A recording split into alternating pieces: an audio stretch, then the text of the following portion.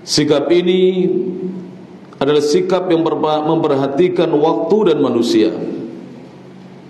Jadi sikap yang diajarkan oleh agama Islam, oleh Allah Subhanahu wa taala dalam Al-Qur'an dan sunnah Nabi sallallahu alaihi wasallam, yang mana sikap pertengahan dan adil ini memperhatikan urusan waktu dan juga urusan manusia. Faz-zamanu, maka zaman atau waktu itu yataghayyar, bisa berubah. Jadi waktu itu berubah. Berapa tahun yang lalu berbeda dengan tahun sekarang ini. Berapa tahun yang akan datang juga berbeda dengan tahun di mana kita hidup sekarang ini. Wan nasu aidan, manusia juga yahtajuna ila tajaddudin, mereka juga butuh pembaharuan. Mereka juga butuh pembaharuan. Bi'tibari zaman, ditinjau dari waktu. Tentu tidak mau orang sekarang memakai HP yang jadul ya, yang hanya warna layarnya kuning atau itu, atau abu-abu ya, ya, Siemens yang ada antenanya. Itu pertama kali muncul, yang bentuknya tidak lurus, agak bengkok sedikit, supaya dipegang itu enak. Orang tidak mau pakai itu, karena itu hanya bisa digunakan untuk SMS dan telepon. Dan apabila digunakan untuk menelpon sekian menit, itu baterainya sudah langsung drop, karena waktu sudah mengalami perkembangan sekarang ini. Wa bi'tibari, dan juga ditinjau dari at-taghayyur, adanya perubahan yang dialami oleh manusia. Fa muhafadhatuhum 'ala al-manhajil wasati, maka penjagaan dan peliharaan mereka, ketika mereka menjaga dan memelihara atas cara beragama, metode beragama, jalan beragama al-wasat, yang pertengahan, maka hal itu yaqtadi, hal itu mengharuskan an yakuna hunaka, bahwasanya di sana ada muraatan, an yakuna hunaka muraatun, di sana ada perhatian. Jadi orang yang meniti jalan pertengahan, jalan pertengahan itu jalan yang di tengah, yang lurus. Itulah jalannya Allah Subhanahu wa taala dan jalannya Rasulullah sallallahu alaihi wasallam. Jalan yang jauh dari sikap at-tafrid wal ifrat. Jalan yang jauh dari sifat at-tafrid. Tafrid itu apa? Sikap melalaikan, tidak peduli dengan agama. Sikap, bahasa orang Jakarta, semau gue. Dia tidak mau mengindahkan atau mengikuti aturan-aturan agama, aturan-aturan Allah Subhanahu wa taala. Sebentar lagi akan saya beri contoh dalam kehidupan yang nyata. At-tafrid. Dan ada sikap al-ifrat. Al-ifrat adalah al-ghulu, sikap melampaui batas di dalam beragama. Sikap melampaui batas dalam apa? Beragama. Apa contoh nyata dalam kehidupan kita sehari-hari, supaya penjelasan saya ini lebih aplikatif ya, sehingga kita bisa langsung tahu prakteknya. Orang yang bersikap atau free itu tidak peduli, dia tidak mau belajar agama, kemudian dia tidak mau sholat, dia tidak mau membaca Al-Quran, karena memang tidak belajar, belum bisa membaca Al-Quran. Dia tidak mau berzikir, dia tidak mau puasa Ramadan. Kalau punya kelebihan harta, dia tidak mau berbagi, sedekah, infak, zakat, tidak peduli dia. Yang penting hidupnya itu untuk dunia, untuk makan, untuk minum, untuk bersenang-senang. Kalau dia mau menikah, maka dia menikah. Itu pun tidak diperhatikan urusan apa aturan-aturan agama dalam pernikahan. Terkadang pernikahannya diawali dengan perzinaan, naudzubillahi min dzalik. Kemudian setelah menikah pun dia masih berzina, dia melakukan perselingkuhan dan seterusnya, naudzubillah. thumma na'udzubillah, thumma na'udzubillah. Orang seperti ini, andaikan pun dia, seandainya dia diberi kecukupan oleh Allah Subhanahu wa taala atau keluasan harta, dia tidak akan bisa menikmati hartanya. Karena cepat atau lambat orang yang tidak peduli dengan agamanya, maka dia akan dihukum oleh Allah Subhanahu wa taala di dunia ini sebelum akhirat. Lihat orang yang tidak sholat, dia mudah terjatuh kepada perzinaan, minum khamr, mengkonsumsi obat-obatan terlarang, pil-pil koplo, kemudian dia mudah juga berjudi dan lain sebagainya. Yang nantinya alhasil adalah dia tidak bahagia hidupnya di dunia. Karena kebahagiaan itu tidaklah hanya didapatkan dengan seorang bergelimang harta, memiliki kecukupan secara materi. Tapi kebahagiaan itu ketika dia mendekat kepada Allah Subhanahu wa taala. Saat dia diberi keluasan harta, dia bersyukur. Dengan syukurnya Allah menambah hartanya dan menambah keberkahannya. Saat diuji dengan kemiskinan, dia bersabar. Dengan kesabarannya Allah Subhanahu wa taala memberi pahala yang melimpah kepadanya, yang banyak kepadanya. Ini tadi sikap apa? At-tafrid, tidak peduli dengan agama, melalaikan kewajiban-kewajiban, melanggar larangan-larangan. Ada sikap yang sebaliknya. Jadi Ahlus Sunnah di tengah, kita di tengah. Karena kita mengikuti agama Islam yang penuh dengan wasatiyah, sikap pertengahan, walitidal, sikap adil, tidak kesana dan kemari. Namun di sana ada yang kedua, golongan yang kedua adalah yang bersikap al-ifrat, yaitu yang melakukan al-ghulu dalam beragama, berlebih-lebihan, sampai-sampai mereka lebih mengutamakan amalan yang sunnah daripada yang wajib, bahkan daripada yang rukun dan fardu. Mereka mampu berzikir sampai malam, bahkan tengah malam, tapi sholat subuhnya ditinggalkan, sholat 5 waktu tidak diperhatikan. Tapi untuk urusan zikir-zikir yang sekian ribu kali, mereka semangat dengan naudzubillah ya, kebohongan-kebohongan dari orang-orang yang mengajak kepada zikir-zikir tersebut, yang mengatakan kalau kamu baca zikir ini sebanyak sekian ribu kali, 500 kali, kamu akan mendapatkan ini. Sebagaimana dulu pernah saya sampaikan kepada para jamaah, bahwa di kampung saya dulu ada seorang pemuda. Gilanya bukan karena masalah kekurangan harta, dia anaknya orang cukup. Bahkan dia ini ya boleh dikatakan putranya seorang tokoh agama. Dia gila gara-gara dia mengamalkan, disuruh oleh gurunya, orang yang membimbing secara kerohanian dirinya, agar dia menyelesaikan bacaan surah Al-Ikhlas sebanyak 500 kali. Sekali duduk tidak boleh diputus, apabila diputus harus mengulangi dari awal. Akhirnya gila. Walhasil dia gila. Naudzubillahi min dzalik. Ada yang menyuruh membaca sekian ratus kali. Katanya baca Ya Latif sebanyak 111 kali. Ada yang menyuruh membaca Al-Fatihah setiap harinya sebanyak 41 kali.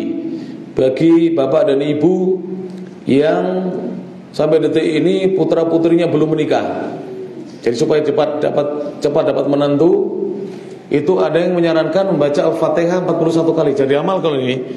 Jadi amalkan ini, perdukunan ini. Jadi amalkan ini. Walaupun ini baca Al-Fatihah, tapi Nabi tidak pernah menyuruh membaca Al-Fatihah sebanyak 41 kali. Dibaca malam hari minimal 11 kali katanya. Nanti akan cepat mendapatkan menantu, putra-putrinya akan segera menemukan jodohnya. Ini semuanya adalah sikap al-ifrat, berlebih-lebihan, sikap hulu di dalam beragama. Biasanya mereka semangat mengamalkan yang sunnah, begitulah syaitan menggiring manusia pelan tapi pasti menuju jurang neraka. Tapi justru meninggalkan yang wajib, bahkan yang fardu, bahkan yang rukun ditinggalkan. Sholat subuh tidak, tapi sholat malam iya. Keliru itu. Harusnya sholat subuh yang dikejar. Sholat malam kalau sanggup bangun malam bagus, ya. Qiyamul lail, sholat tahajud bagus. Tapi jangan sampai seperti itu. Ada sebagian orang tidak puasa Ramadan tapi disuruh mbah dukun puasa, misalnya Senin Kamis atau puasa mutih atau puasa ngebleng mau. Padahal itu bukan puasa sunnah lah. Jadi yang bukan sunnah saja mau, tapi justru yang wajib, yang turun kewajibannya dalam Al-Quran ditinggalkan. Faham ya? Nanti contoh-contohnya akan saya sampaikan lagi lebih jauh lagi.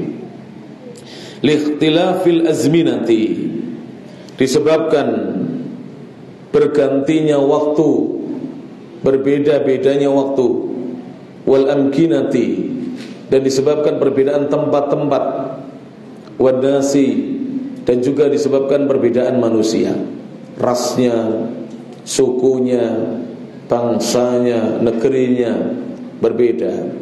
Walihada nassa ahlul ilmi, oleh karena itulah para ahlul ilmi, para ulama menetapkan satu nas pernyataan ala annal fatwa, sesungguhnya fatwa itu takhtalifu, berbeda, biikhtilafiz zamani, dengan berbedanya waktu, wal makani, dan tempat. Jadi fatwa itu beda, tidak sama fatwa di satu negeri dengan di negeri yang lain. Di sini pada jamaah yang rahmati Allah Subhanahu wa taala, kalau masjid luas di Indonesia ini ya, kalau masjid luas silakan tanya kepada para ustaz dan para kiai. Sudah, tanya mereka yang berilmu atau yang tidak terlalu berilmu, fatwanya sama. Kalau ditanya, ya ustaz, ya kiai, untuk jamaah ibu-ibu atau perempuan itu yang afdal di mana? Pasti mereka mengatakan di belakang jamaah laki-laki. Kemudian menyebutkan hadisnya dari Nabi SAW bahwa wasyarru sufufin nisa awwaluha wa khairuha akhiruha, seburuk-buruk saf-safnya wanita adalah yang paling awalnya, yang paling depannya, dan yang terbaiknya adalah yang paling belakangnya. Sehingga wanita itu yang terbaik di belakangnya laki-laki, bukan di sampingnya. Seperti itu. Kemudian kalau ditanyakan, apakah cukup dengan tabir atau kain atau kelambu atau apa? Mereka mengatakan cukup. Baik kain yang nerawang maupun tertutup, cukup. Yang penting tidak terlihat wanita. Mereka tidak malu ketika mereka menghadiri sholat berjamaah di masjid, jika masjidnya luas, ya, masjidnya luas.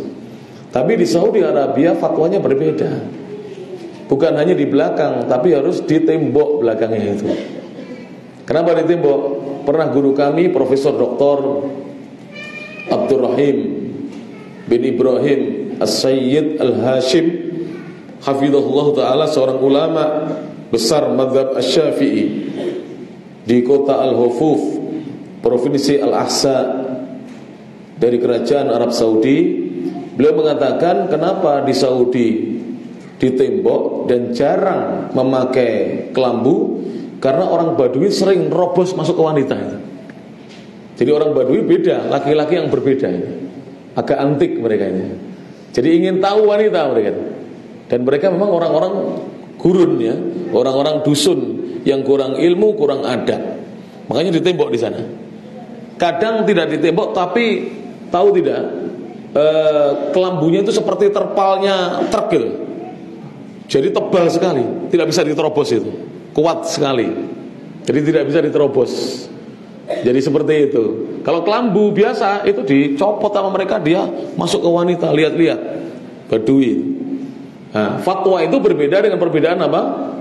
Tempat dan juga waktu. Dan juga waktu. Mungkin di zaman dahulu, di zaman Nabi tidak begitu.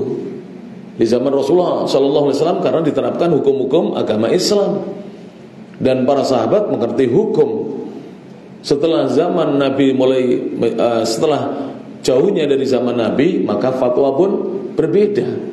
Bukan mereka merubah agama, tidak, tapi dalam rangka menjaga. Karena kehormatan seorang wanita harus dijaga. Dalam Islam ada namanya hifdzul ard. Jadi menjaga apa? Hifdzul ard, menjaga kehormatan. Harus dijaga kehormatan seseorang. Baik. Kemudian beliau mengatakan wal waqa'i, dan juga perbedaan dari kenyataan-kenyataan, apa yang terjadi di lapangan, fakta-fakta, wal ahwali, dan perbedaan kondisi serta keadaan-keadaan, wan nasi, dan perbedaan manusia. Jadi terkadang seperti itu ditetapkan oleh para ulama, fatwa itu berbeda. Fatwa seorang ulama terkadang berbeda dengan ulama yang lain, bukan karena mereka menyelisih nas, tapi justru mereka mengerti hikmah di balik nas itu. Mana fatwa yang cocok di negeri ini, mana yang cocok di negeri yang lain. Ya sekalian, ya rahmati Allah Subhanahu wa taala. Baik. Kemudian setelah kita menyelesaikan tentang karakteristik atau ciri-ciri yang menonjol dari simah, ya, dari al-wasatiyah walitidal, dari sikap pertengahan dan adil. Sekarang kita masuk pembahasan tema yang baru tentang al-wasatiyah, itu sikap pertengahan. Itu merupakan sifatu hadil ummati, sifat umat ini. Jadi umat ini sifatnya pertengahan. Bagaimana? Begini para jemaah, rahmati Allah taala. Saya beri contoh ya. Dalam kehidupan sehari-hari ada seorang itu yang kadang lalai, tidak peduli, kadang hulu, berlebih-lebihan. Jadi pedulinya itu sampai apa? Berlebih-lebihan. Saya berikan contoh nyata. Ada sebagian ibu rumah tangga, itu tindakannya terhadap putrinya atau putrinya, anak perempuannya itu berlebih-lebihan. Terlalu menjaga itu apa? Preventifnya terlalu kebablasan. Apa itu? Sampai mengekang, sampai derajat mengekang. Betul. Itu saya dengar sendiri dan saya tahu persis. Jadi sebagian ibu itu sampai mengekang. Sebagian ibu tidak peduli mau anaknya dibawa laki-laki siapa, gonta-ganti pacarnya, pulang tidak pulang, mau nginap di mana, dia tidak peduli. Cuek, katanya anaknya sudah besar. Ini ada sebagian ibu. Ini namanya at-tafrid. Ini namanya tindakan lalai. Padahal itu amanah dari Allah Ta'ala. Anak itu adalah amanah yang wajib dijaga. Adapun yang di sini sampai apa? Terlalu mengekang, terlalu streng dia. Jadi terlalu strong pokoknya. Sangat mengekang. Akhirnya anaknya menjadi apa? Kuper, orang pergaulan, hanya menyendiri di kamar. Terakhir apa? Stres. Dan banyak yang meninggal disebabkan stres. Bahkan saya dengar sendiri itu ya, beberapa ibu setiap kali datang laki-laki mau meminangnya, kalau menurut ibu ini tidak cocok, ditolak. Loh, yang mau nikah siapa? Ibunya atau putrinya? Ya kan? Tidak boleh seperti itu Bapak dan Ibu. Ini tindakan yang dilarang dalam Islam. Berlebih-lebihan itu. Harusnya kalau dia tidak cocok, ya disampaikan, nak, ini mungkin seperti ini, seperti ini. Nanti anaknya biarkan menyampaikan alasannya kenapa dia milih si fulan sebagai calon suaminya. Jangan kita main seperti itu. Akhirnya berjamaah stres. Ini contoh dalam hal jodoh ya tadi. Yang satu membiarkan sampai anaknya dizinai laki-laki lain, ya, laki-laki. Yang ini terlalu streng sampai anaknya menjadi kuper, bahkan stres, depresi anaknya. Banyak itu. Bahkan ini bukan dialami oleh anak-anak yang tidak bukan anak-anak yang IQ-nya menengah ke bawah, yang IQ-nya menengah ke atas, stres itu. Dia pintar di kelas, tapi dia setiap hari di rumah murung saja. Setiap mau keluar langsung ditanya dengan pertanyaan yang memberondong. Seperti apa? Bapak-bapak dari reserse atau intel yang menginterogasi penjahat. Jadi seperti itu. Naudzubillah min dzalik. Terjadi ini di masyarakat kita. Ada lagi masalah sekolah. Ada yang orang tua tidak peduli dengan sekolahnya anaknya. Mau anaknya bisa ngaji, mau bisa sholat atau tidak, dia tidak peduli. Yang penting anaknya sekolah. Mau di sekolah itu pergaulan bebas berjalan atau apa, banyak anak-anak yang pemabuk, dia tidak peduli. Yang penting anaknya sekolah. Yang ini terlalu streng juga. Anaknya harus mondok di sini. Akhirnya anaknya stres. Sebab pondoknya terlalu ketat, semi militer. Anaknya tidak biasa di semi militeri. Oh, biasanya di rumah bangkong-bangkong, bangunnya kesiangan, di situ harus bangun 2:30, sholat malam, baca Quran, sholat subuh, dan seterusnya. Akhirnya stres. Dan ada yang meninggal di pesantren itu, stres anaknya. Jadi di kamar murung akhirnya meninggal. Badannya kurus kemudian meninggal. Saya tidak mau cerita di pesantren mana. Silakan di googling sendiri. Meninggal di pesantren dikarenakan stres. Ini karena salah. Islam itu pertengahan para jemaah. Kita sampaikan kepada anak-anak kita, nak, kamu belajar agama. Ibu ingin kamu nanti seandainya kamu milih sekolah di fakultas kedokteran, kamu itu sudah mengerti agama, kamu sudah bisa baca Quran dengan baik. Kalau perlu kamu bisa mengerti tafsiran atau terjemahannya Al-Quran, kamu bisa bahasa Arab, kamu menjaga sholat, seperti itu. Nah, terus sekolahnya di mana, Bu? Ayo kita cari sekolahan bareng-bareng. Nanti kamu pilih mana yang bagus. Tapi ibu ingin seperti itu. Nanti kamu setelah dari pesantren ini atau madrasah ini, kamu pilih sekolahan sesuai dengan minat dan bakatmu. Inilah orang tua yang berjalan di jalan apa? Pertengahan. Jangan terlalu apa? Berlebihan, dan jangan tidak mempedulikan anak. Nah ini contoh lagi, berjamaah yang rahmati Allah Ta'ala. Ada suami yang terlalu streng dengan istrinya. Itu na'udzubillah min dzalik. Hasilnya juga luar biasa mengerikan hasilnya. Berapa tahun yang lalu itu di Bandung kejadiannya. Walaupun tidak diceritakan secara detail, saya bisa menangkap ini adalah karena perilaku suaminya yang terlalu mengekang istrinya. Istrinya tidak pernah dibolehkan keluar, tapi suaminya menjadi aktivis dakwah. Ya misalnya mengurus masjid begini, tapi istrinya tidak pernah diizinkan untuk keluar sama sekali. Jadi istri hanya berkutat ngurus anak di rumah. Namanya anak kecil-kecil itu buat stres loh kadang-kadang pada jemaah. Sekali-kali istri kita diajak apa? Makan di luar, pergi kemana, sekali-kali rekreasi, kadang-kadang diajak pengajian bersama, pulangnya mampir kemana, ya makan di mana yang bagus, rumah makan tidak ada musik-musiknya misalnya. Jangan di rumah terus. Walhasil apa? Ini saya ceritakan ini. Anaknya satu persatu dibunuh oleh ibunya sendiri, didekap dengan bantal sampai meninggal. Akhirnya saya lupa 3 atau 4 anaknya meninggal dunia masih kecil-kecil. Ibunya stres, suaminya berlebihan memperlakukan istrinya. Akhirnya seperti itu. Itu tadi suami memperlakukan istri. Sekarang istri memperlakukan suami. Ya, kalau banyak suami yang suka duduk-duduk di pos kampling, di masjid pulangnya malam-malam tidak segera pulang, itu biasanya stres itu suaminya. Di rumah stres, tuh umbreng-umbreng ya, suami stres itu. Ketoknya yang masjid, untung stresnya di masjid tuh, tidak pelampiasan, tidak ke misalnya ke tempat minum-minum atau ke tempat pelacuran, itu masih mending gitu. Ya. Kok suami lebih senang di luar berjam-jam, ya kan? Sampai temannya sudah melayani bicara, udah ngantuk-ngantuk, dia masih ngajak bicara terus. Ini kemungkinan besar ini disinyalir ini stres di rumah ini. Istrinya mungkin seperti apa? Seperti ini intel, setiap datang ditanya dengan pertanyaan yang mendetail. Padahal suami masih capek, biarkan istirahat dulu, buatkan teh dulu, buatkan kopi dulu, ya kan? Siapkan makan dulu. Stres.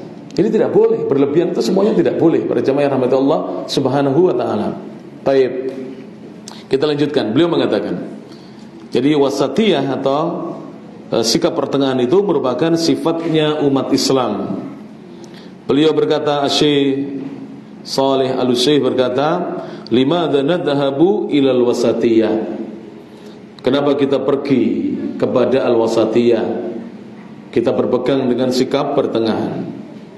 Hal huwa li'ilaji mushkilatin qamat?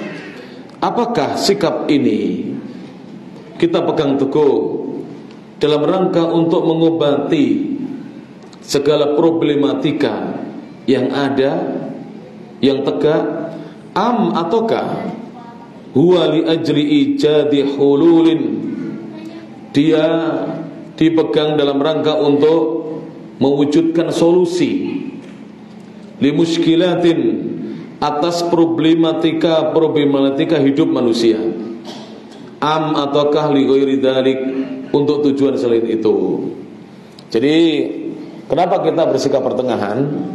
Ini ada pertanyaan seperti itu. Apakah sikap al-wasatiyah, bersikap tengah-tengah itu itu merupakan obat untuk mengobati problematika yang ada di tengah-tengah kita? Ataukah dia bukan hanya obat, tapi dia bisa mewujudkan solusi atas problem-problem yang ada? Ataukah selain itu? Maka dijawab, al-jawabu, jawabannya, nakhtarul wasatiyata, kita memilih sikap al-wasatiyah, pertengahan, wal-i'tidal, dan sikap adil. Li'anna Allah jalla wa ala, karena sungguhnya Allah jalla wa ala yang maha besar dan maha tinggi, amara biha, Allah memerintahkannya.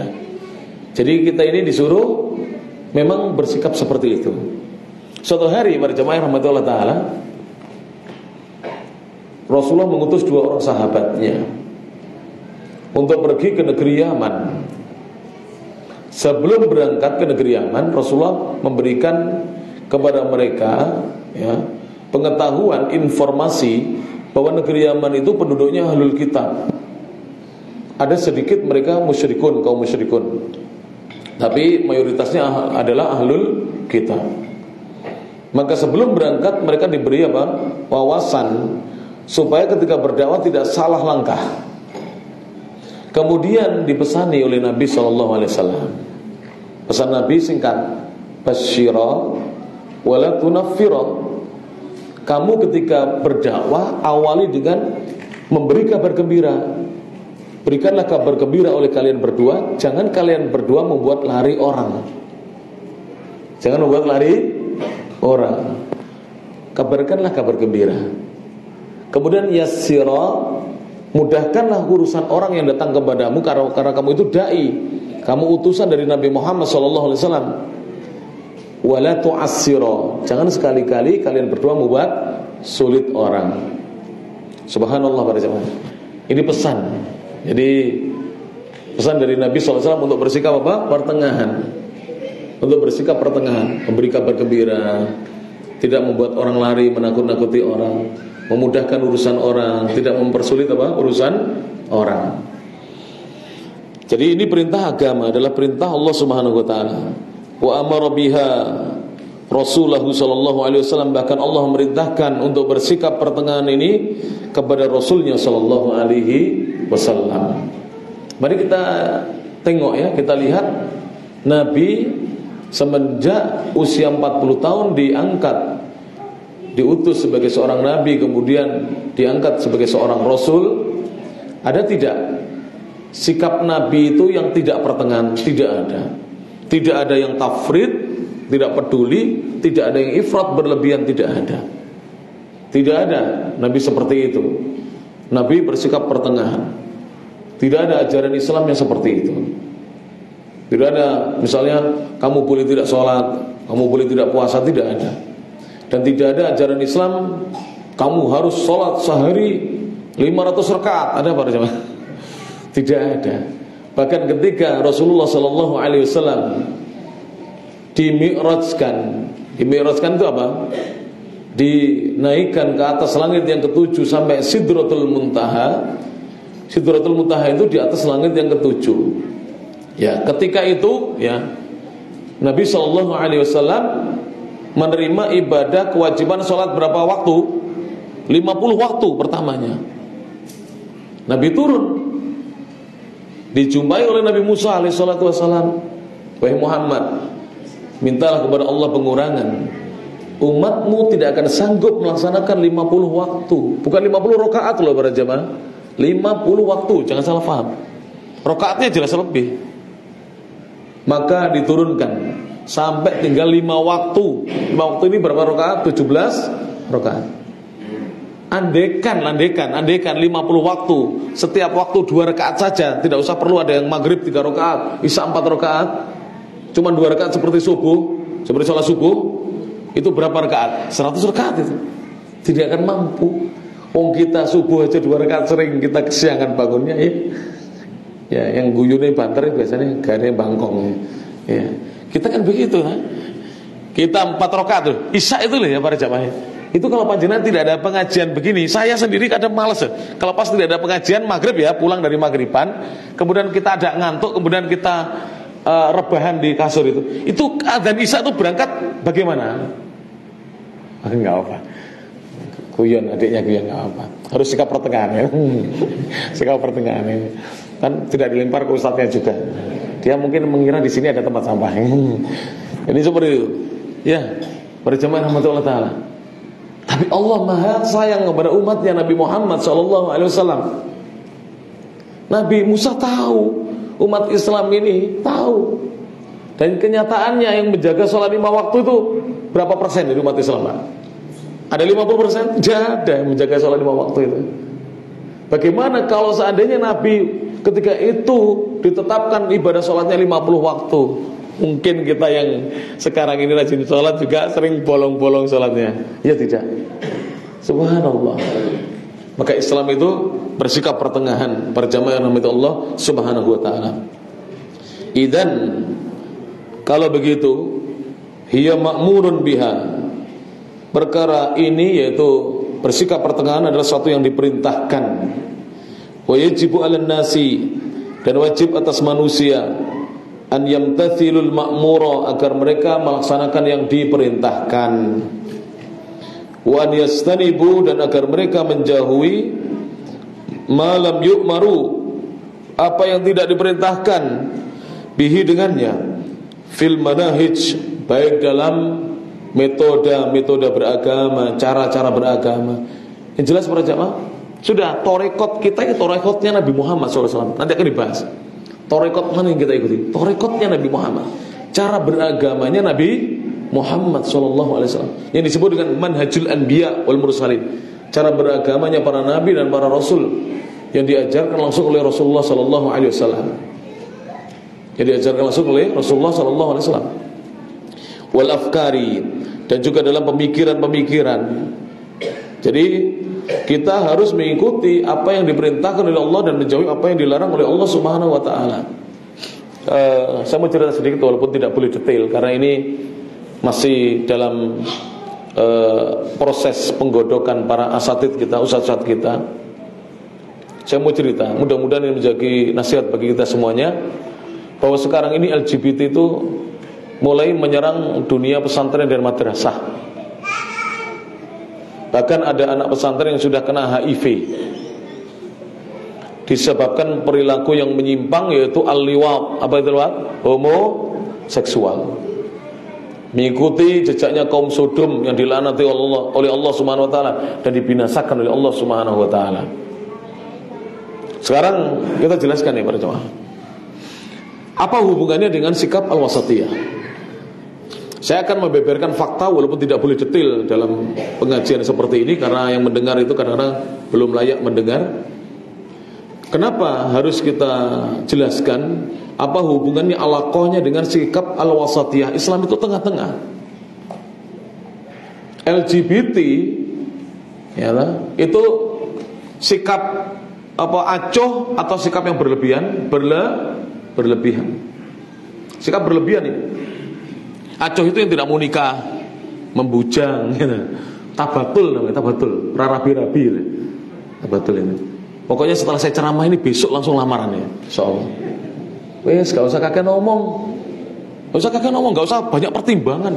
Begini, begitu, harus punya motor dulu. Sekarang rabi-rabi wong ini gitu.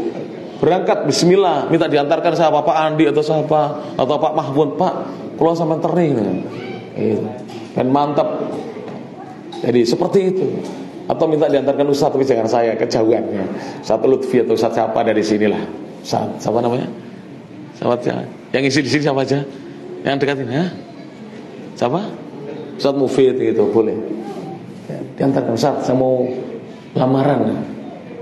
Masya Allah. Berangkat ikhwan. Jangan tafrid, tidak boleh. Rasulullah SAW menganjurkan kepada para pemuda untuk segera menikah. Tidak boleh lalai. Tidak boleh lalai.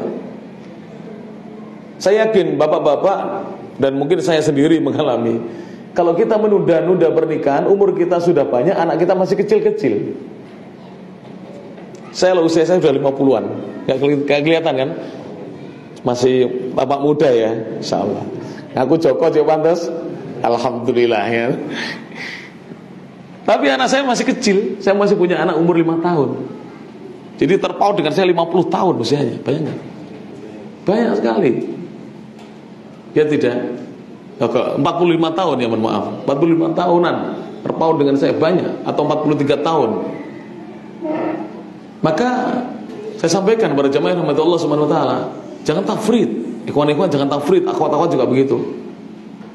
Jangan terlalu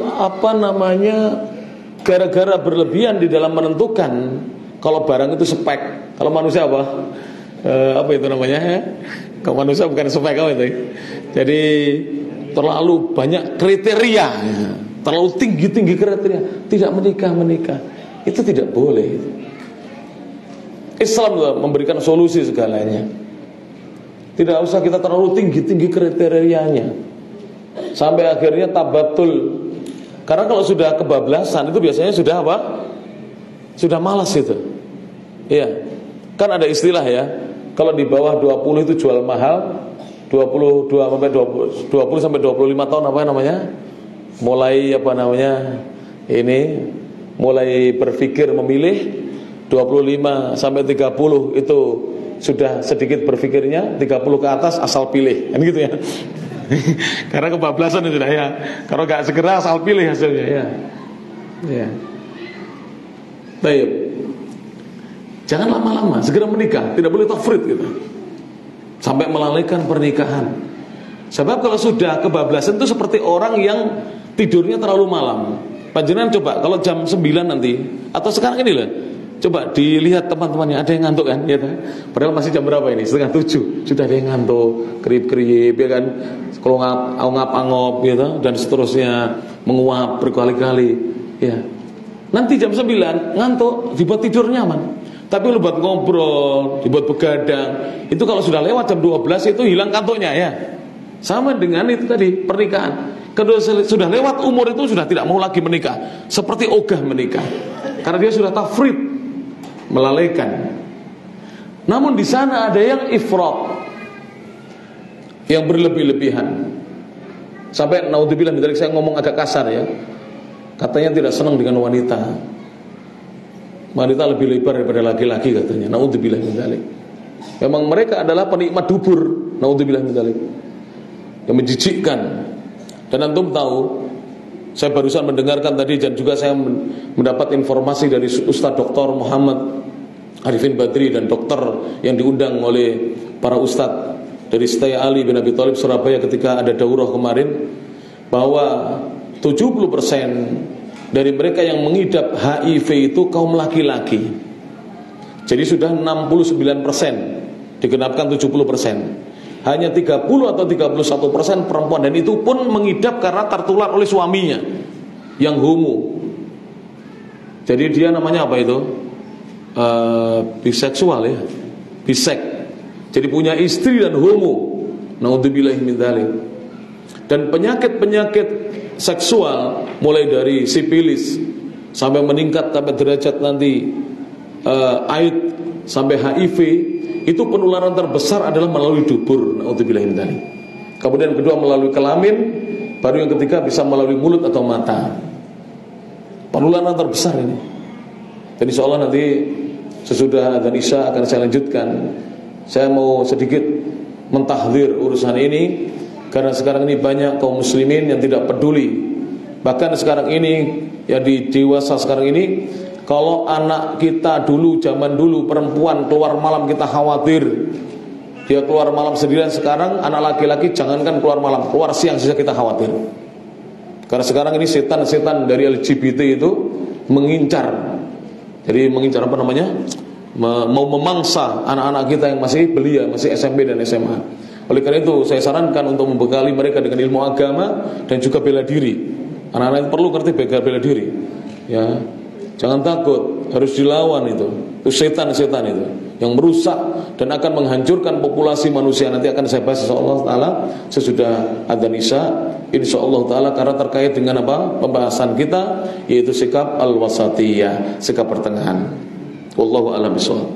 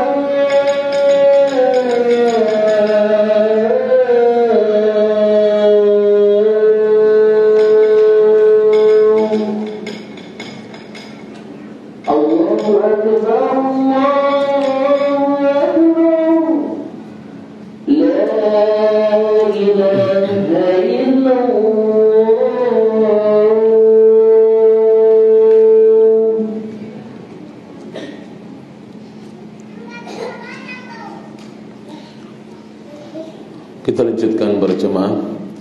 Alhamdulillah wahdahu wassalatu wassalamu ala man la nabiyya ba'da wa ala alihi wa sahbihi wa man wala.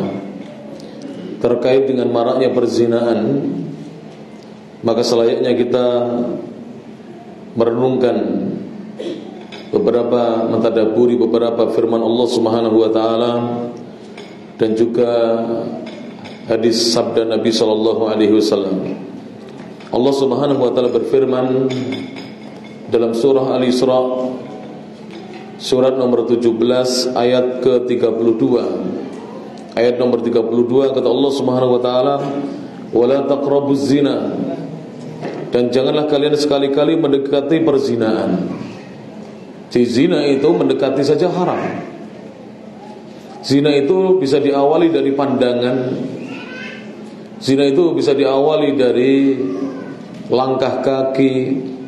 Zina itu bisa diawali dari rabaan dan sentuhan. Zina itu bisa diawali dari pertemuan dan janjian, sampai berzina dengan naudzubillahi min dzalik yang diharamkan oleh Allah Subhanahu wa taala. Bertemunya dua khitan. Dan Allah Subhanahu wa taala di dalam surah An-Nur surat nomor 24 ayat yang kedua mengatakan tentang hukuman bagi pelaku zina. Kata Allah Subhanahu wa taala, "Az-zaniyatu waz-zani fajlidu kulla wahidin minhuma mi'ata jaldah." Seorang wanita perempuan yang berzina dan seorang laki-laki yang berzina namun mereka belum pernah menikah. Laki-laki berjaka yang berzina dan wanita yang masih gadis perawan yang berzina. Maka Allah mengatakan fajlidu, maka jilidlah, maka cambuklah kulla wahidin minhuma, masing-masing dari keduanya mi'ata jaldah, 100 kali cambukan. Dan ditambahkan dalam sunnah Nabi sallallahu alaihi wasallam dalam hadis yang diriwayatkan oleh Imam Muslim, hadis nomor 1690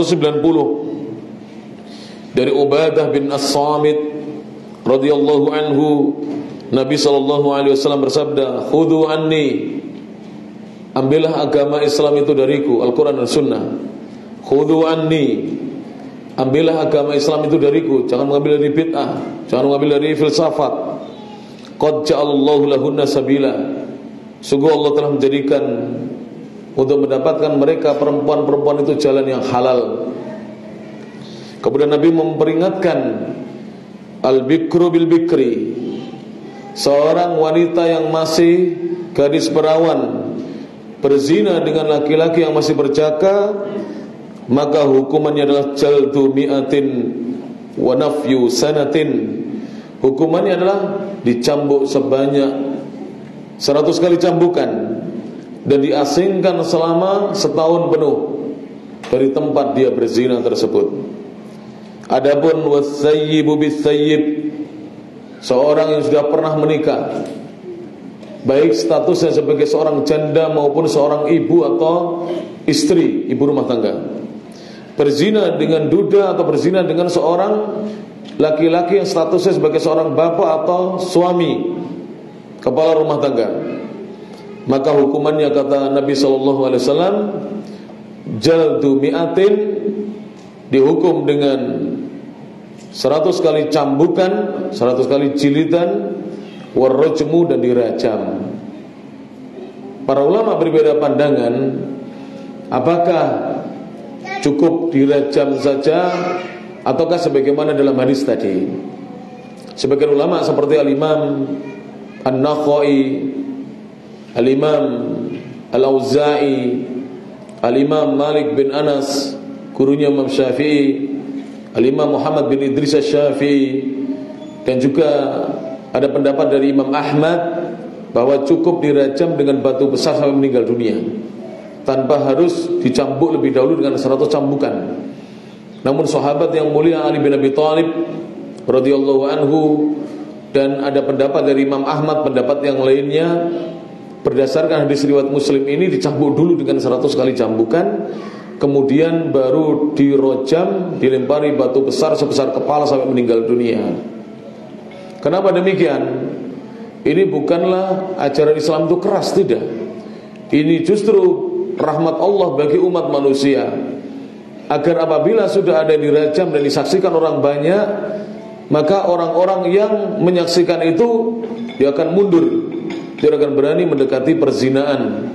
Karena demikian ini beratnya hukuman zina. Dan para ulama mengatakan hukuman zina itu setimpal, bukan berat, setimpal.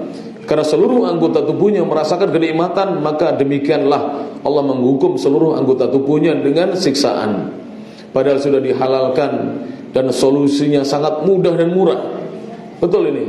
Kalau kita melihat solusi menghindar dari zina itu mudah dan murah, itu menikah. Tapi berzina itu menghabiskan harta, tidak mendatangkan sakinah, mawaddah dan rahmah, tidak akan menghasilkan anak-anak keturunan yang saleh dan salihah. Tidak ada seperti itu.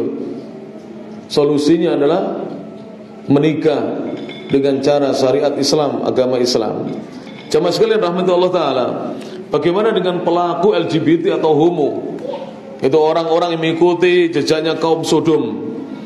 Maka para ulama mengatakan, disebutkan dalam hadis Nabi SAW, hadis yang diriwayatkan Imam Ahmad, hadis nomor 2732, dan juga diriwayatkan Imam Abu Dawud, hadis nomor 4462, dan juga diriwayatkan Imam At-Tirmidzi, hadis nomor 1456, dan di sini juga diriwayatkan Imam Ibnu Majah, hadis nomor 2561, dan juga oleh ulama-ulama yang lainnya, bahwasanya Nabi SAW bersabda dalam hadisnya Abdullah bin Abbas radhiyallahu anhuma, Nabi mengatakan, man wajadtumuhu, siapa yang kalian pergoki, kalian dapati orang tersebut, ya'malu, dia melakukan perbuatan, dia beramal dengan amal qaumi Lut,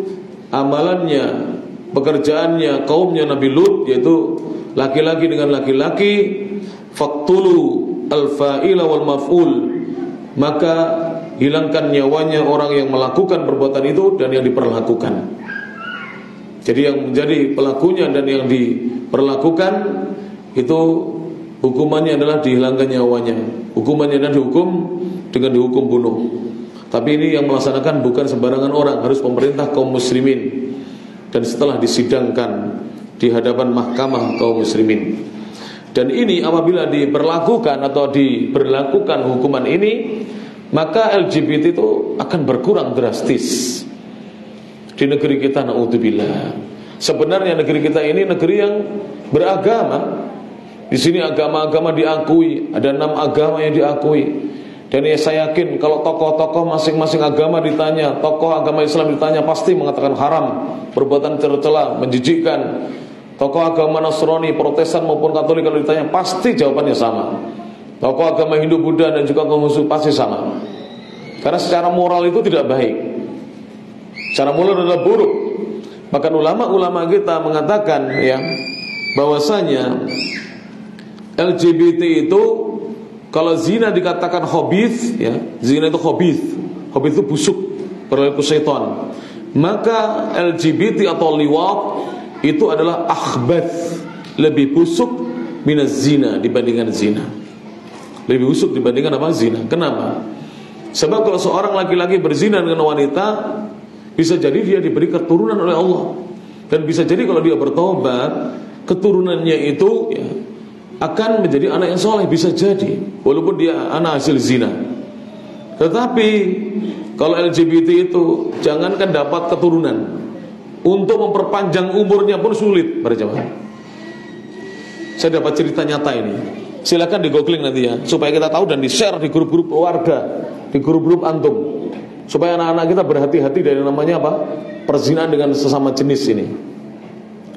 Adapun zina sesama wanita yang namanya lesbian itu seorang wanita menunggangi wanita lain, itu hukumannya tidak seberat hukuman zina laki-laki dengan laki-laki.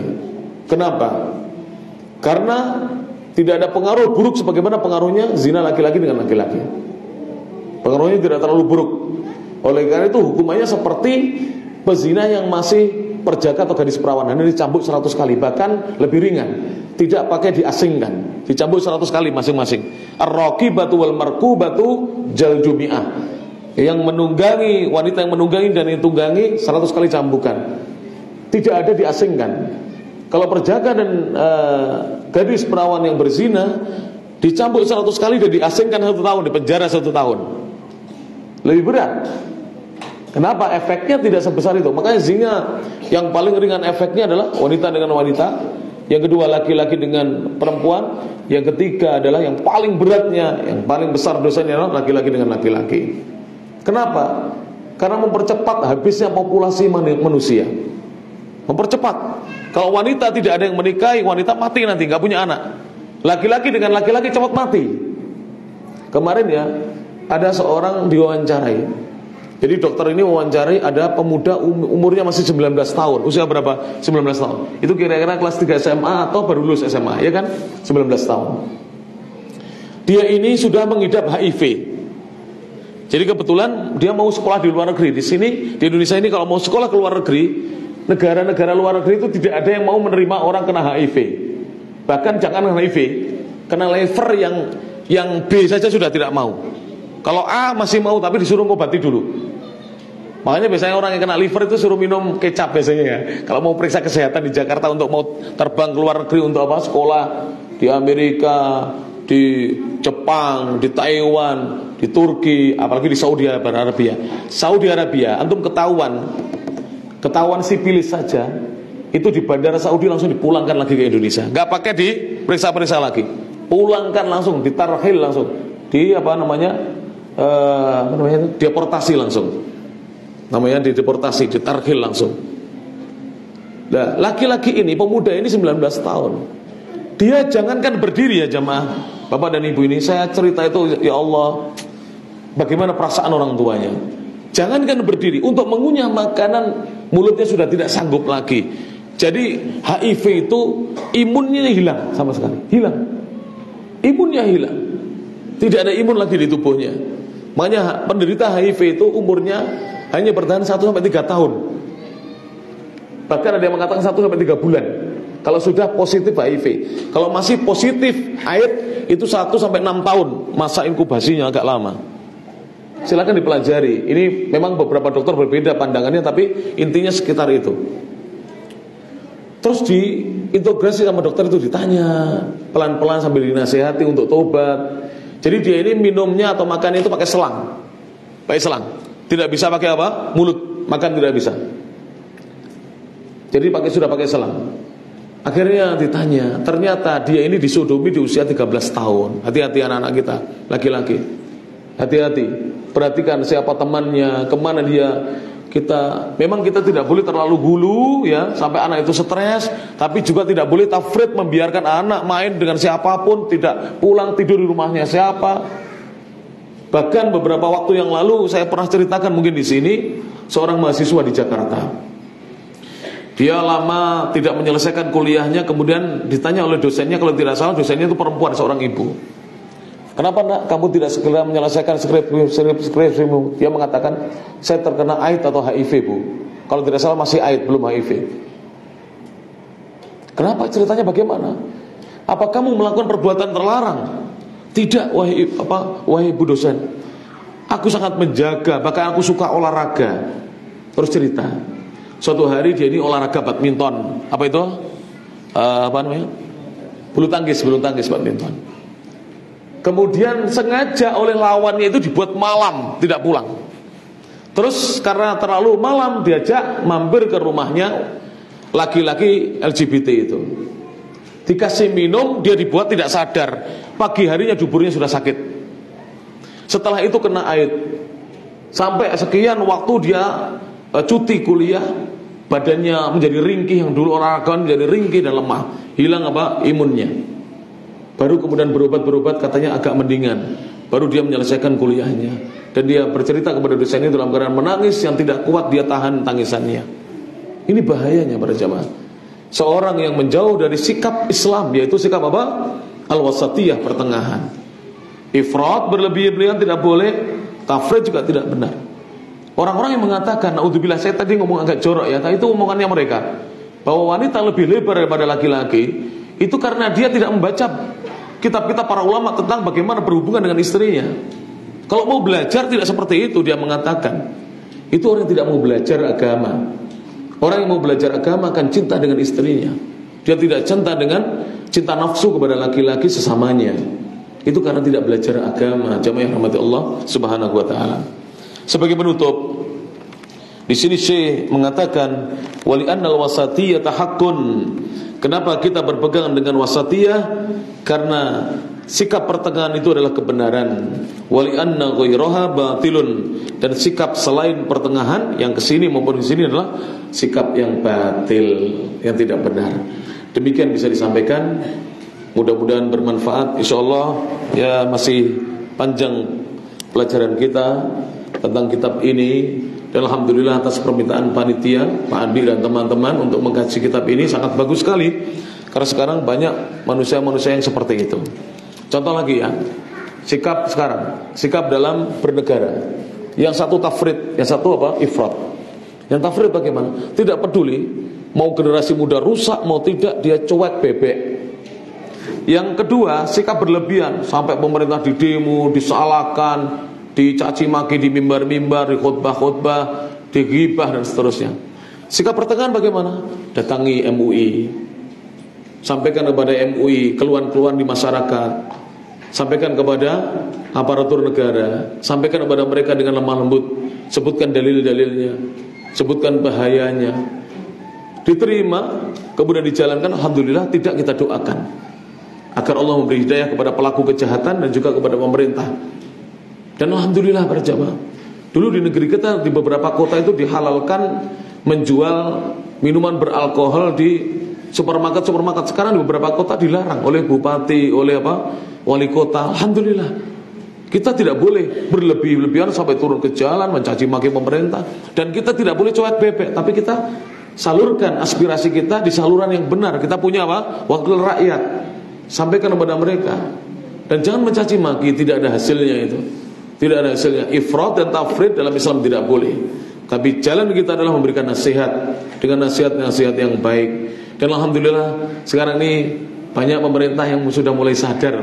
Di beberapa daerah itu Masya Allah, jadi bupatinya, wali kotanya itu Masya Allah ya, sangat mendukung dakwah, senang dengan adanya dakwah Ahlussunnah wal Jamaah, senang sekali mereka dengan banyaknya madrasah-madrasah yang tumbuh. Bahkan mereka membanggakan tumbuhnya madrasah dan pesantren di kabupaten mereka ketika mereka bertemu sesama bupati. Bisa tahu dari mana? Ya saya pernah lah ketemu dengan mereka, sehingga kita tahu cerita-ceritanya dari mereka. Mereka membanggakan hal itu. Bahkan perbuatan-perbuatan kesyirikan yang setiap tahunnya dulu dikerjakan sekarang sudah mulai dikikis oleh para camat, para bupati, tidak mau lagi mengadakan kesyirikan-kesyirikan itu yang menyebabkan hancurnya satu negeri, yang menyebabkan datangnya bencana silih berganti, bertubi-tubi. Alhamdulillah, inilah sikap pertengahan yang diajarkan oleh Islam. Demikian yang bisa disampaikan. Mohon maaf atas segala kekurangannya. Mudah-mudahan kita bisa mengambil sikap pertengahan yang diajarkan oleh Rasulullah SAW. Tidak berlebih-lebihan, tidak kaku, dan tidak cuek. Tapi kita tetap berjalan di jalan agama kita. Dengan begitu kita akan mendapatkan kebahagiaan hidup di dunia maupun di akhirat. Akhirul kalam, subhanakallahumma bihamdik, asyhadu an la ilaha illa anta, astaghfiruka wa atubu ilaik. Wa akhiru da'wana alhamdulillahi rabbil alamin. Assalamualaikum warahmatullahi wabarakatuh.